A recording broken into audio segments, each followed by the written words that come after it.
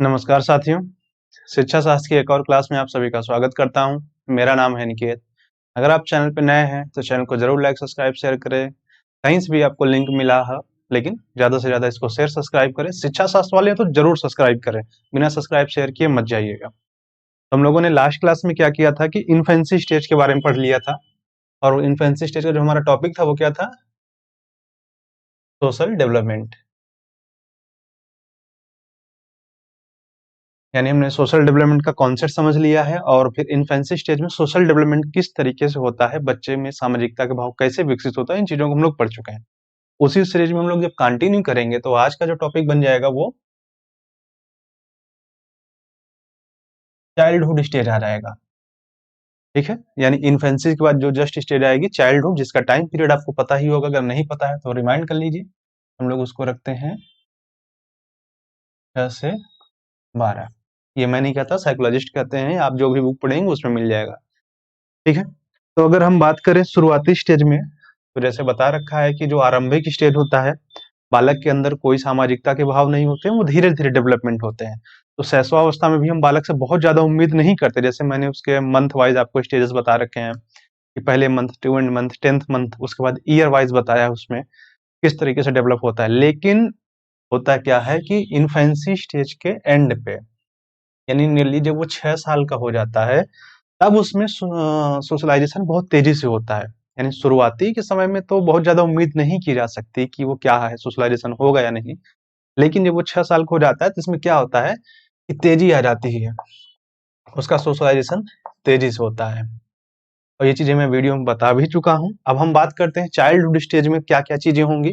यहाँ पे मैं ईयर वाइज नहीं बताऊंगा आपको, उसके कुछ कॉन्सेप्ट बताऊंगा जो उसके चाइल्डहुड स्टेज में होती हैं उसके साथ। तो अगर बात किया जाए पहली चीज, तो जो हमारा बच्चा है यानी बालक है, चाइल्ड, वो किसी न किसी ग्रुप का मेंबर बन जाता है। यानी वो किसी न किसी टोली का सदस्य बन चुका है। अब किस स्टेज में? Childhood stage. और चाइल्डहुड स्टेज का टाइम पीरियड क्या है, मैं फिर से याद करा दे रहा हूँ। 6 से हम लोग 12 साल लेते हैं। कुछ बुक्स में आपको 2 से 12 भी मिल जाएगा, सॉरी 2 नहीं, 3 से 12, या कुछ बुक्स में आपको ये चीज 5 से 12 की स्टेज में मिलेगी। लेकिन जो ज्यादातर मानते हैं और हमारा जो सिलेबस फॉलो करता है वो 6 से 12 ही फॉलो करता है अभी। तो बीए वाले 6 से 12 पे ही चले, ज्यादा आगे ना जाए। ठीक, तो पहला क्या होगा कि बच्चा एटलीस्ट किसी न किसी ग्रुप का यानी टोली का सदस्य बन जाएगा, और टोली के सदस्य के ही हिसाब से अब वो काम भी करने लगा। ऐसा नहीं सिर्फ सदस्य बन जाएगा, उनकी बातें भी मानेगा, उनको अवॉइड नहीं करेगा। पहली चीज क्या हुआ कि बच्चा एटलीस्ट किसी न किसी ग्रुप का मेंबर बन गया। कई जगहों पे इसे गैंग एज भी कहा गया है। अब जब समूह का सदस्य बनता है तो क्या आता है उसके अंदर? उसके अंदर रिस्पॉन्सिबिलिटी आ जाती है, जिम्मेदारी आ जाती है, वो उत्तरदायित्व की भावना, यानी अच्छे गुण उसके अंदर अब यहाँ से डेवलप होना शुरू हो जाते हैं।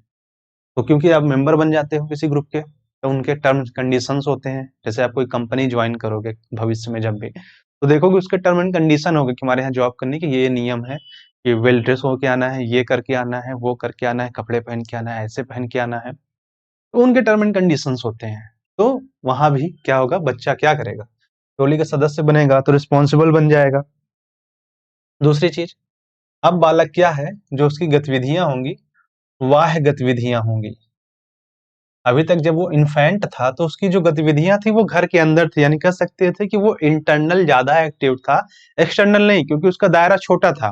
लेकिन मैंने अब क्या किया है, बच्चे को हमने लोगों ने स्कूल भेज दिया जहां पे उसकी स्टार्ट हो गई है फॉर्मल एजुकेशन।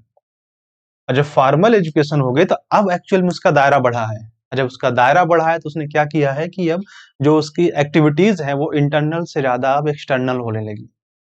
तो एज ग्रुप का मेंबर बनने के बाद उसमें क्या क्या होगा, वो गतिविधियों में ज्यादा लिप्त होगा। लेकिन ध्यान देना, जो गर्ल्स होंगी वो घर यानी आंतरिक कह सकते हो, घर ना कहूंगा मैं, आंतरिक यानी इंटरनल चीजों में ज्यादा होंगे। लड़के क्या होगा कि बाह्य गतिविधियों में एक्टिव रहेंगे, यानी लड़के बाहर के कार्यों में दक्ष होना शुरू करेंगे, और लड़कियां घर के कार्यों में, या कह सकते हो आंतरिक गतिविधियों में। तो ये चीज ध्यान देना। उसके बाद क्या होगा ये चीज एक चीज और दिखाती है कि जो गर्ल्स हैं और जो बॉयज हैं उनका इंटरेस्ट है डिफरेंट डिफरेंट होता है। इससे ये भी पता चल जाता है कि लड़के अब क्या हो रहे हैं, बाहर की ओर जा रहे हैं यानी उनका इंटरेस्ट दूसरी तरफ है, लड़की आंतरिक हो रही है यानी उनका इंटरेस्ट दूसरी तरफ है। तो ये चीज भी हमें पता चल रहा है कि उनका इंटरेस्ट भी अब बदल रहा है, अब वो खिलौने से नहीं खेलेंगे बस। दूसरी चीज, उनमें अब बहिर्मुखता का गुण विकसित होता है। बहिर्मुखता का गुण क्या होता है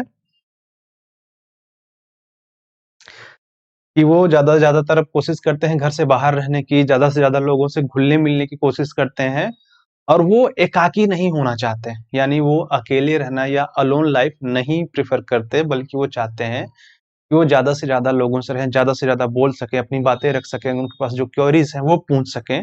इन चीजों को वो ज्यादा फोकस करेंगे। और ध्यान देना कि इसका भी मैं पीडीएफ यहाँ पे जैसे शॉर्ट फॉर्म में बता रहा हूँ, आपको एक्सप्लेन कर रहा हूँ।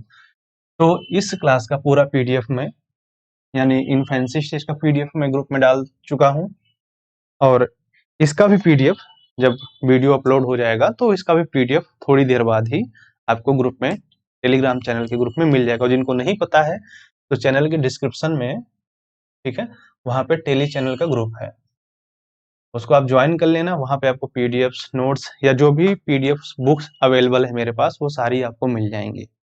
चलो और आगे बढ़ते हैं। लेकिन एक चीज ध्यान देना कि बालक चाहे बालिकाएं जो भी हों, जितना भी वो बहिर्मुखी होने का प्रयास कर लें, लेकिन उनकी शिष्टता नहीं कम होती। यानी अगर वो बिहेव करेंगे तो वो एक जैसा बिहेव होता है ना, कि घर में अगर कोई बड़ा आता है तो आपको ये बताया जाता है कि ये आपसे बड़े हैं, उनका पैर छूइए, इनसे तेजी आवाज में बात नहीं करना है, आपको बच्चों को डांटना नहीं है। तो ये सारी चीजें उनके व्यवहार में दिखेगी, भले वो ज्यादा से ज्यादा बाहर रहने की कोशिश कर रहे हैं या कुछ करना चाह रहे हैं अपनी एज के अकॉर्डिंग। चलो आगे आते हैं। अब बालक क्या चाहते हैं इस एज में, उनको सामाजिक स्वीकृति मिल जाए। सामाजिक स्वीकृति मिल जाए यानी सोशल की तरफ से उनको ये दे दिया जाए, छूट दी जाए, परमिशन दी जाए कि जैसे मुझे भी देर रात तक बाहर रहना है, 8 बजे घर आना है, 7 बजे आना है, तो वो छूट चाहता है। अब यहाँ से ही उसके अंदर फ्रीडम के डेवलप्स होने लगते हैं कि मुझे अब आजादी चाहिए। यहीं से जो आंधी तूफान वाला मैंने लास्ट क्लास में आप लोगों को एक में बताया था कि बच्चे के अंदर आंधी तूफान की जो अवस्था होती है तो उसका नींव भी यहीं से पड़ता है। ऐसे नहीं आता है वो अचानक से कि नहीं, अंदर बैठा है निकल आया बाहर, टाइम लेता है। और दूसरी चीज, बालक को सामाजिक स्वीकृति चाहिए होती है, साथ में उसे क्या चाहिए होता है, उसकी अगर कोई प्रशंसा कर रहा है, तारीफ कर रहा है, तो इस चीज को भी वो पाने की बहुत ज्यादा उसकी इच्छा होती है, कि उसके अंदर एकदम विल होती है कि मैं कुछ अच्छा करूं तो लोग मेरी तारीफ करें ज्यादा से ज्यादा। तो वो और अच्छा करने की कोशिश करना चाहता है कि जिससे ज्यादा से ज्यादा लोग उसको अप्रिसिएट करें। चलो और आगे आते हैं। जो बालक, कुछ ऐसे भी बालक होते हैं जो स्नेह, ऐसे नहीं लिखा जाएगा प्यार, ऐसे लिख देते हैं प्यार, दुलार, इन चीजों से जो भी बालक वंचित रह जाते हैं तो या तो उदंड हो जाते हैं, मतलब उनका बिहेवियर बैलेंसिंग नहीं रहेगा, या कह सकते हो कि ऐसे ही बालक बाद में क्या होता है कि अगर उनको डायरेक्शन सही नहीं मिला तो जो मैंने बता रखा था वो क्रिमिनल की ओर जो मुड़ जाते हैं, वो ऐसे ही बालक होते हैं कि भाई उनको नीड है कि मम्मी पापा दुलार करें, बड़े भाई बहन छोटे भाई बहन उनके साथ रहें, स्नेह रहें, उनके साथ खेलें। अब ये सब चीजें जब नहीं मिलेगी तो उनको जहां भी जो चीजें मिलेंगी वो उधर ही अट्रैक्ट होंगे, और जब अट्रैक्ट होंगे इनकेस वो गलत डायरेक्शन में चलेंगे, तो गलत डायरेक्शन तो फिर यही है हमारे पास कि वो कहाँ चले जाएंगे, इधर चले जाएंगे। तो इससे आपको अपने बच्चों को बचा के रखना है, यानी स्नेह भी करना है, प्यार दुलार जितनी भी चीजें उनको नीड है वो सारी चीजें देना है। चलो और आगे आते हैं। अब मित्रों के चयन की अगर हम बात करें कि वो अपने फ्रेंड्स का सिलेक्शन कैसे करते हैं इस एज में, जो एज है 6 से 12, तो देखो उसमें वो ज्यादा दिमाग नहीं लगाते हैं। वो अपने आस-पास, पास पड़ोस के जो भी मित्र होते हैं, चाहे मेल मेल से, फीमेल फीमेल से, या मेल फीमेल जो भी उनकी बॉन्डिंग होगी, तो वो सबसे पहले ना जो नियरेस्ट है, भाई तुम मेरे पड़ोसी हो, जो उनके नियर है, उन्हीं के साथ उनकी पहली मित्रता हो जाती है। स्कूल में मित्रता होती है पर वो बाद में होती है, लेकिन जो उनकी पहली मित्रता हो जाएगी वो अपने आस-पास के ही लोगों का चयन कर लेंगे कि हाँ, ये पड़ोसी हैं, चलो इनके साथ स्कूल जाते हैं। अच्छा तुम भी मेरी क्लास में पढ़ते हो? ठीक है, हम दोनों दोस्त हो गए। ऐसे दोस्ती हो जाती है। ज़्यादा दिमाग नहीं लगाते उस समय और इन चीज़ों के लिए वो ज़्यादा सोचते भी नहीं हैं। चलो इसको इरेज़ कर दिया जाए।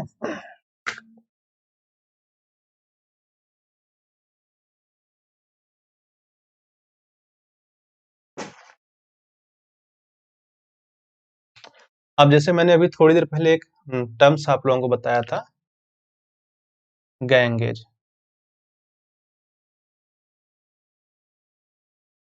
जो शुरुआत होती है चाइल्डहुड स्टेज में, लेकिन 11th से 12th ईयर तक क्या होता है कि ये जो ग्रुप्स होते हैं, ये अपने पीक पे होता है।